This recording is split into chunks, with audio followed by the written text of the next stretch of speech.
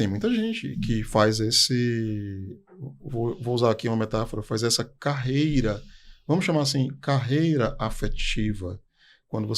Eu estou falando isso por conta de experiências da minha clínica, né? Sim, sim. Quando você observa a trajetória da pessoa, às vezes nem a pessoa se deu conta de que os 2, 3, 4 relacionamentos que ela teve ao longo da vida eram com pessoas com padrões muito parecidos. Sim.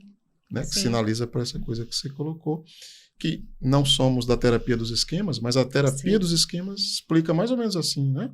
Nossos esquemas são formados a partir das experiências, principalmente das experiências familiares. Então, tem pessoas que internalizam a ideia de que o amor se traduz concretamente em gestos de agressão, de gritos, de violência, e ela não consegue se separar de relações tóxicas exatamente por conta desse padrão que ela aprendeu lá atrás. Pois é. Aí é muita terapia, Rose, não é pouca não, viu? Pois é, pois é. Então não é um dedo podre, não é isso?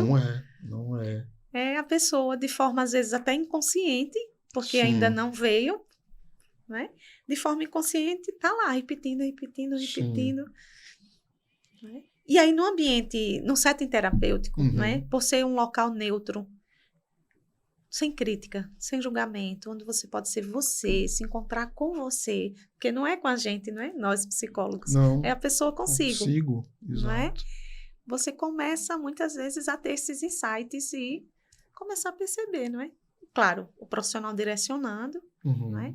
Mas aí você começa a ver, não, mas espera aí, não é? O que eu estou fazendo aqui, nesse lugar, que nem é meu? Sim. Eu já disse isso várias vezes, já repeti isso. O encontro que o cliente tem não é com o terapeuta, é com ele mesmo. O terapeuta eu uso a metáfora do espelho. O terapeuta, né, tem esse papel de espelhamento. Isso. Para que a pessoa enxergue aspectos de si mesma que ela ainda negligencia. Sim. Você tem, na sua clínica, atendido muitos casos de auto-boicote? Eu adoro falar desse tema. Auto-boicote, auto-sabotagem. Esse é um fenômeno que existe. Aí eu te pergunto, Rose, por que algumas pessoas se auto-boicotam? Por que elas são inimigas de si mesmas? Por que o maior inimigo delas é ela mesma e não os outros? Por que isso acontece? Sim. Eu acredito que a autossabotagem, ela tem uma ligação direta com punição. Punição. Culpa. É uma maneira de... A autossabotagem seria uma maneira inconsciente, no caso. Isso. De aplacar culpas, é isso? Sim. Eu vou citar uma situação, foi um caso muito antigo, já, né? Que a mãe teve esse filho, e a partir desse filho a mãe desenvolveu um adoecimento por conta disso. E aí esse filho foi crescendo na vida, ouvindo, né, que ele era o causador dessa doença. Sim. Né? E esse filho, ele não conseguia pagar essa dívida. Nada que ele fizesse. Não. Então, ele se sentia extremamente culpado. Então, não precisava ninguém fazer nada para atrapalhar ele. Ele mesmo fazia. Ele internalizou essa ideia de que ele foi o culpado. Isso. Que coisa. Pois é. E aí, a autossabotagem era constante. Constante. E aí, até essa pessoa enxergar na psicoterapia, não é? Que não era dessa forma, que esse pensamento estava totalmente disfuncional, né? E que essa pessoa estava aceitando assumir algo que não era dele. Um fato que não era dele. Porque não era dele, não é? Foi um longo caminho, mas conseguimos. Sim. E essa autossabotagem, ela se manifesta em diversos aspectos da vida, né? Sim. Essa pessoa vai sabotar os relacionamentos... Sim. As amizades. A área profissional. Não conclui ciclos. Né? Inicia várias faculdades, não fecha, não conclui nenhuma. Ela está se punindo. Pois é. Se forma, não trabalha na área. Sim. Não se encontra profissionalmente. Aí, veja, cada Cada palavra dessa que eu falei aqui, para mim, o que eu vejo como base para a melhora disso? Autoconhecimento. Eu preciso entender o que é que está acontecendo no meu interno, não é?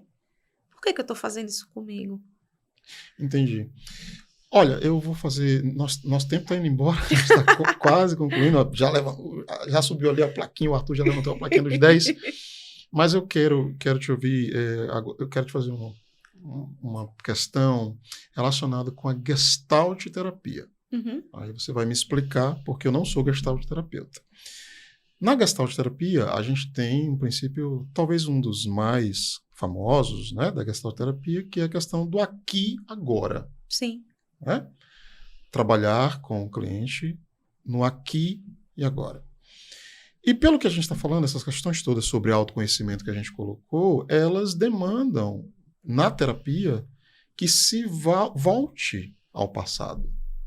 Eu não vou conseguir chegar, por exemplo, esse último exemplo que você deu, eu não vou conseguir chegar nessa conclusão com o meu cliente se eu não for a essa história. Então, como a Gestalt faz para trabalhar com aqui e agora, gerando autoconhecimento para essa pessoa? Como que o passado entra aí?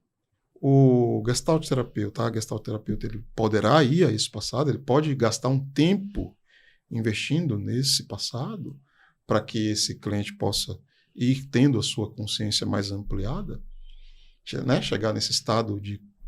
Na Gestalt tem um nome em inglês, que é um nome complicado, awareness. Isso. Né? Awareness. Como Rose, essa dinâmica entre o passado, awareness e o aqui e agora? Na prática, na Gestalt, como é que isso funciona? Algumas coisas têm mudado, não é? Sim. No contexto de psicoterapia. Em termos teóricos? Não.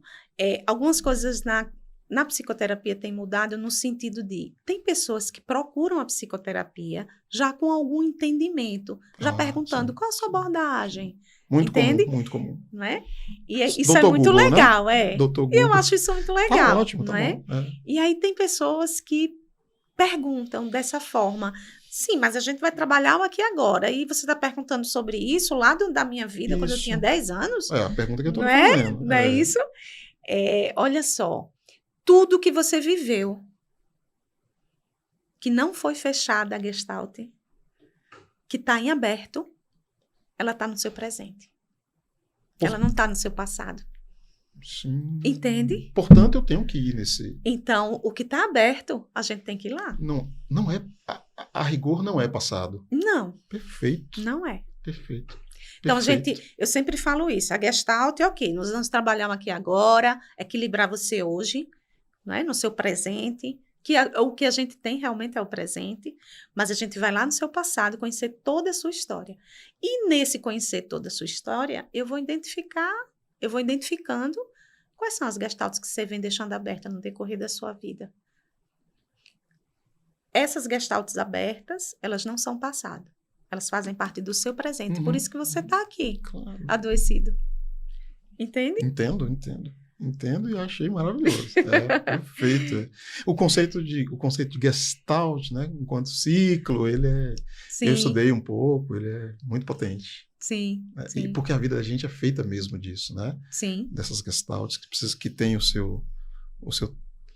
Precisam ser fechadas. Sim, né? sim. Se elas permanecem abertas indefinidamente, a gente adoece. Sim. Né? Então... Sim. E aí essa mesmo. Organização no presente, não é?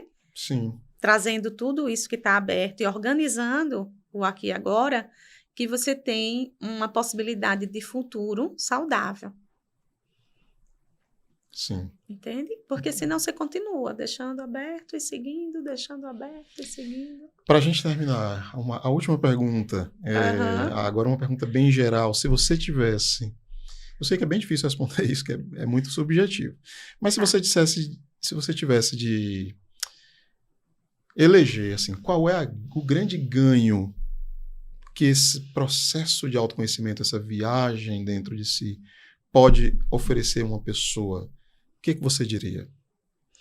Saúde. Física e mental. Porque caminha junto, não é isso? Sim. os adoecimentos. Tanto que hoje não existem mais lista de doenças psicossomáticas, não existem. Todas as doenças podem, não é, ter fundo emocional. Sim. Então, eu acho que o grande ganho do autoconhecimento é você ter saúde física e mental. E aí, a partir disso, você pode modificar todas as áreas da sua vida. Olha isso. É potente. Por isso que é um poder, entende? Uhum.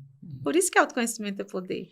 Exato. Que você pode organizar a sua vida da forma que é mais confortável para você, porque você se conhece.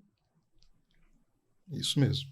E não tem nada mais básico que a gente queira não ser isso, né? Tudo que a gente quer na vida é isso. Sim. É saúde, é paz, é equilíbrio, é contentamento. Sim. E pelo que a gente está conversando aqui, nada disso é possível se a gente não fizer a coragem, né? Isso. Porque... O que é coragem, né? É agir com o coração. Sim. Se eu agir... Coragem. Isso. A ação do coração. Pois é.